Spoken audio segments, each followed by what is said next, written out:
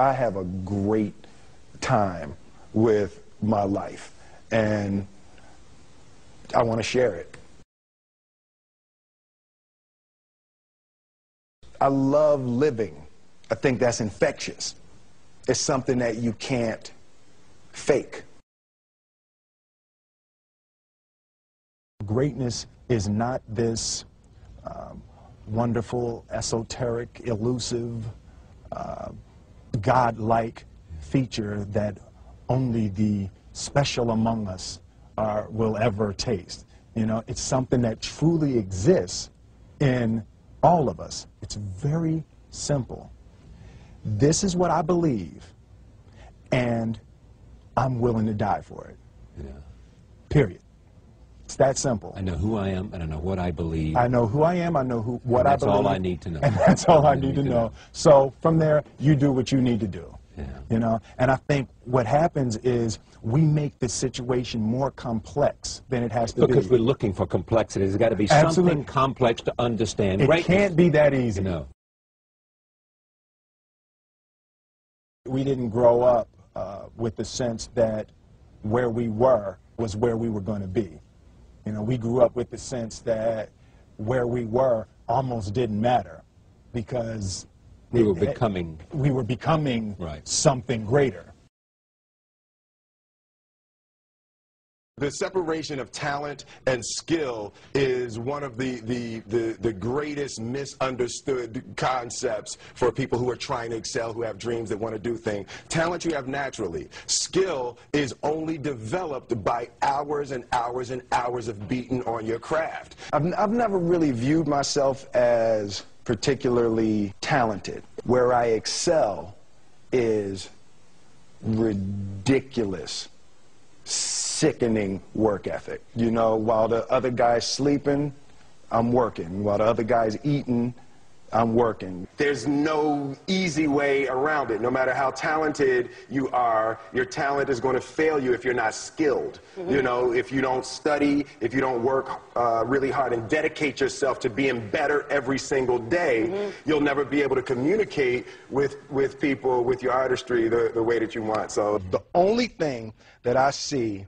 that is distinctly different about me is I'm not afraid to die on a treadmill. You might have more talent than me, you might be smarter than me, but if we get on the treadmill together, right, there's two things. You're getting off first, or I'm going to die. It's really that simple. One summer, his dad tore down a brick wall on the front of his business and told 12-year-old Will and his 9-year-old brother to rebuild it, a job they said was impossible. It took them 1.5 years, but they did it. And he said, now don't you ever tell me it's something that you can't do. You don't try to build a wall. You don't set out to build a wall. You don't say, I'm going to build the biggest, baddest, greatest wall that's ever been built. You don't start there. You say, I'm going to lay this brick as perfectly as a brick can be laid. Yeah. And you do that every single day. And soon you have a wall. And soon you have a wall. You know, it's an idea that my grandmother always had, that you know, if you're going to be here, then there's a necessity to make a difference. She always instilled the responsibility, the spiritual responsibility that you have to make every group you come in contact with better. I want to do good. Yeah. I want the world to be better because I was here. I want my life, I want my work, my family, I want it to mean something. And it's like, it has, if you are not making someone else's life better, then you're wasting your time. You know, like your life will become better by making other lives better. I want to represent an idea. I want to represent possibilities. I want to represent the idea that you really can make what you want. One of my favorite books is The Alchemist, Paulo Coelho, and I just believe that. I believe that I can create whatever I want to create. The first step before anybody else in the world believes it is you have to believe it. There's no reason to have a plan B because it distracts from plan A.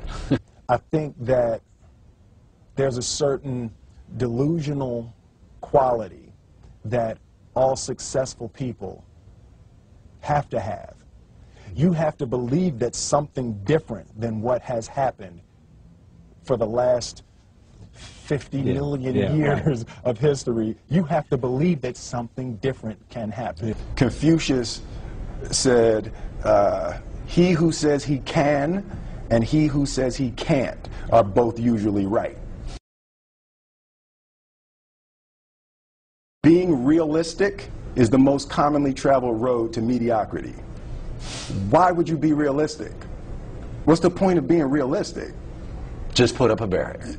Yeah, I'm going to do it. It's done. It's already done. The second I decide it's done, it's already done. So now we just got to wait for y'all to see. It's unrealistic to walk in a room and flip a switch and lights come on. That's unrealistic. Fortunately, Edison didn't think so. It's unrealistic to think you're going to bend a piece of metal and fly people over an ocean in that metal. That's unrealistic. But fortunately, the Wright brothers and others didn't believe that. And it just seems like such a ridiculous idea to me to embrace the idea that it's not going to happen and that's not real for that to happen. As soon as you say it, now you just made that real. Our thoughts, our feelings, our dreams, our ideas are physical in the universe. That if we dream something, if we picture something, if we commit ourselves to it, that is a physical thrust towards realization that we can put into the universe. That the universe is not a thing that's going to push us around. That the world and people and situations are not something that are going to push us around. That we are going to bend the universe and command and demand that the universe become what we want it to be. I study the patterns of the universe. There's a redemptive power that making a choice has, you know, rather than feeling like you're at effect to all the things that are happening. Make a choice, right? You just decide what it's going to be, who you're going to be, how you're going to do it. Just decide. And then from that point, the universe is going to get out your way. It's like it's water. It wants to move and go around stuff. You know, there's a flow of the universe that I've grown to know just how to go with it. I realized that to have the level of success that I want to have, it's difficult to spread it out and do multiple things. It takes such a desperate, obsessive focus. You really got to focus with all of your fiber and all of your heart and all of your creativity. I'm motivated by fear. Fear. You know? Fear of what? Fear of fear. I hate being scared to do something.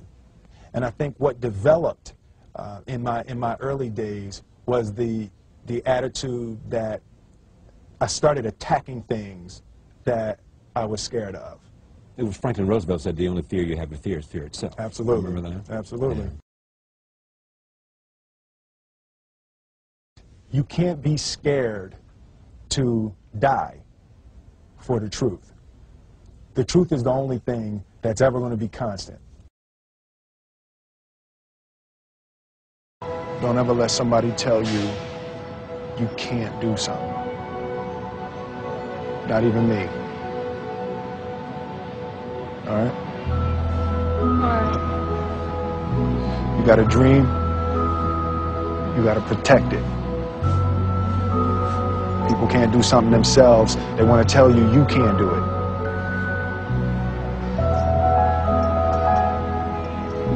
You want something, go get it. Period.